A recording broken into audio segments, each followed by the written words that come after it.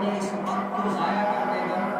اور یہ ایک علامہ صاحب کہتے ہیں کہ امیر کے پاس دولت ہے، غریب کے پاس دولت نہیں ہے. ہر کسی یعنی کسی نہ کسی کے لحاظ سے کچھ اس کے پاس ہے، کچھ اس کے پاس نہیں ہے. یعنی ہر لحاظ سے امیر کے پاس کچھ ہے، غریب کے پاس کچھ ہے. کچھ امیر کے پاس ہے، غریب کے پاس نہیں ہے. غریب کے پاس ہے، امیر کے پاس نہیں. یہ سب کچھ یعنی ایسے ہے. لیکن وقت ایسی ایک نعمت ہے کہ اللہ تعالیٰ نے وقت امیر کو بھی دیا ہے اور غریب کو بھی دیا ہے. وقت ایسی نعمت ہے، ہر کسی کو ملا ہے. غریب کو بھی ملا ہے، امیر کو بھی ملا ہے. یہ عطا کم کیا نہیں ہے کہ ہمیں سب کچھ ملا ہے، کہ وقت ملا ہے.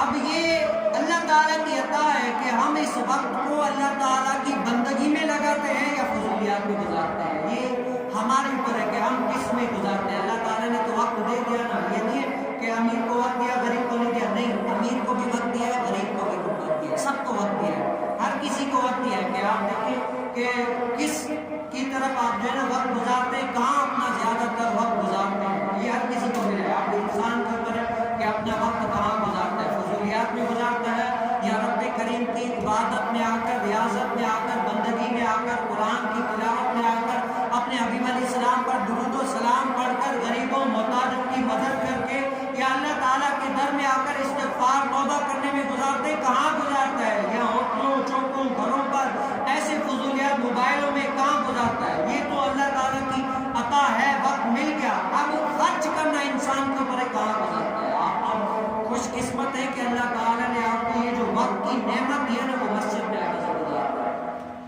اس کا اگر آپ لاکھ بھی شکر کریں نا، تب بھی یہ شکر کم ہے. یہ شکر کم ہے کہ آپ نے اس وقت کو اپنے رب تعالیٰ کی بارگاہ میں آ کر گزارا ہے.